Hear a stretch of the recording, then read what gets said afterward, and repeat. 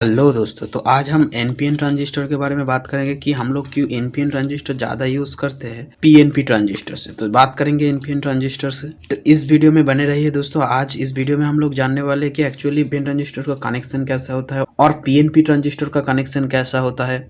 तो आगे देखते हैं दोस्तों कि ट्रांजिस्टर को एक्चुअली कैसे कनेक्शन करना चाहिए, यूज़ करना चाहिए, और एनपीएन और पीएनपी ट्रांजिस्टर को कहाँ पर यूज़ करना चाहिए। और सेम होता है N channel MOSFET, P channel MOSFET. तो इस वीडियो बहुत ही यूज़फुल होने वाले हैं आपके लिए, तो वीडियो को अंत तक देखना दोस्तों। तो पहले दोस्तों बात कर लेते हैं एनपीएन ट्रांजिस्टर के बारे में। एनपीएन ट्रांजिस्टर और पीएनपी ट्रांजिस्टर का ब्लॉक डायग्राम ये और ये देख सकते हो, जहाँ पर एनपीएन ट्रांजिस्टर का इमीटर के साइड पे ये सिंबल होता है और इमीटर के साइड पे दोनों में ही सिंबल होता है। इसके अकॉर्डिंग ही करंट फ्लो होता है। मतलब पीएनपी में इमीटर से करंट आके से निकलेगा और एनपीएन में इमीटर से इधर से निकलेगा। इसका मतलब ये है कि आपको हमेशा इमीटर को फॉरवर्ड बायस में रखना ही पड़ेगा कि ये इस साइड से करंट फ्लो होगा। जब ऑफ होगा तब नहीं होगा, जब ये इसमें ट्रिगर किया जाता है बेस में तभी इस साइड से करंट फ्लो होगा। ये तो आप जानते ही होंगे, मगर हम लोग कई बार गलती करते हैं कि इसका कनेक्शन हम लोग रॉन्ग कर देते हैं। जैसे हमेशा जो एनपीएन ट्रांजिस्टर होगा ना, वो ग्राउंड के साथ कनेक्टेड होगा, मतलब ऊपर लोड, वीसीसी लोड एंड ये ऐसे कनेक्शन होगा।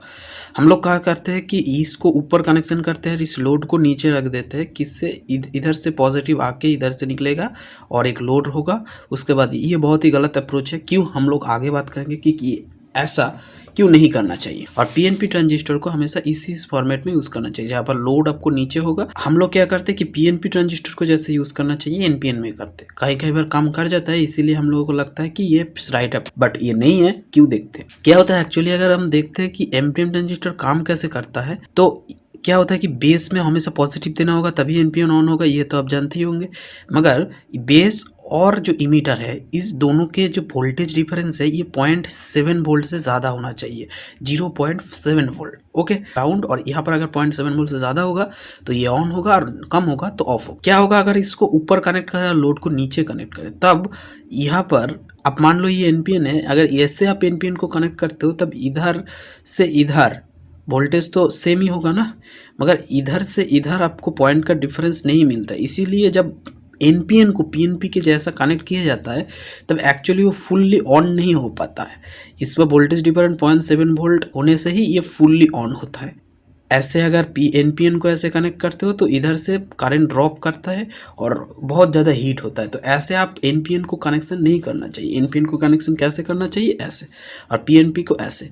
अब पीएनपी के साथ एक समस्या आता है कि पीएनपी को जब आप ऐसे कनेक्शन करते हो ना, तो पीएनपी में पीएनपी मतलब एन फॉर नेगेटिव से ये ऑन होता है, बट नेगेटिव से ये ऑन तो होता है, बट ये नेगेटिव एक्चुअली मैनिपुलेटिंग है। मतलब इधर और इधर का जो डिफरेंस है ये 0.7 वोल्ट होना चाहिए। हमेशा याद रखना दोस्तों, इमीटर और बेस का डिफरेंस ही मैटर करता है, कि इमीटर और बेस का डिफरेंस नेगेटिव होना चाहिए। मतलब इसका मतलब ये है कि पीएनपी को यूज़ करने वक्त एक प्रॉब्लम आता है। अगर हम लोग इधर 12 वोल्ट इंसर्ट करते हैं ना, तब इधर मानता हूँ कि ये रजिस्टर नहीं है, तब इधर आपको 11.3 होना चाहिए, 11.3 वोल्ट। अगर 11.3 वोल्ट का नीचे है तब ये ऑन होगा, और अगर ऊपर है तो ये ऑफ होगा। तो आप देख सकते हो, इसके लिए पॉजिटिव ये है कि 11.3 वोल्ट का ऊपर होना चाहिए। अगर यह 12 वोल्ट है, मतलब ये पॉजिटिव में ऑफ रहता है, मतलब वो पॉजिटिव कितना होगा, 11.3। इसीलिए आप देखे होंगे कि अगर पीएनपी इस तरह से कनेक्शन होगा और आप 5 वोल्ट दे रहे होंगे तब भी ये ऑन ही रहता है। क्यों, अब तो ये पॉजिटिव में तो ऑफ रहना चाहिए, क्योंकि यहाँ पर 11.3 वोल्ट से नीचे ये एक्चुअली नेगेटिव मानता है, इसीलिए ये ऑन होता है। इसलिए हम पीएनपी को ज़्यादातर यूज़ नहीं करते, क्योंकि क्या होता है कि दोस्तों, कि जब भी हम कोई भी लोड को कनेक्ट करते हैं ना, ये लोड जो होता है हाई वोल्टेज का होता है, और ये जो है हम जो सिग्नल देते हैं वो लो वोल्टेज में सिग्नल देते हैं। इसीलिए माइक्रो कंट्रोलर के थ्रू जब सिग्नल देते हैं तभी ये 3.3 वोल्ट या फिर 5 वोल्ट में आता है। ओके, अगर पीएनपी के साथ हम लोग बात करेंगे तो हमेशा ये ऑन ही रहेगा, ऑफ नहीं होगा। क्यों, क्योंकि ये हाई वोल्टेज का 0.7 वोल्ट नीचे ये हमेशा लो ही मानता है और ऑन ही रहेगा।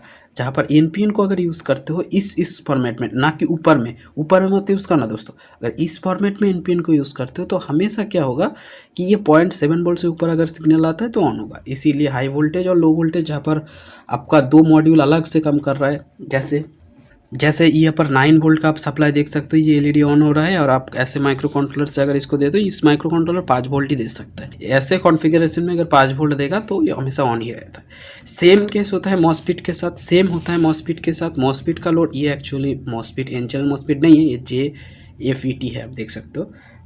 सेम होता है। ऐसे अगर लोड के साथ नीचे, तो यहाँ पर भी आपको वही कॉन्फ़िगरेशन में जितना इसका गेट वोल्टेज है उतना ही इसके साथ डिफरेंस होना चाहिए, सोर्स के साथ। ओके, यहाँ पर भी सोर्स के साथ डिफरेंस होना चाहिए, याद रहेगा दोस्तों, सोर्स के साथ। यहाँ पर भी सोर्स के साथ डिफरेंस होना चाहिए। तो यही होता है एक्चुअली एनपीएन और पीएनपी ट्रांजिस्टर का कनेक्शन के बाद अगर अब मैं समराइज़ कर दूँ और भी, तो पीएनपी को हमेशा ऊपर यूज़ करना चाहिए और एनपीएन को ऐसे।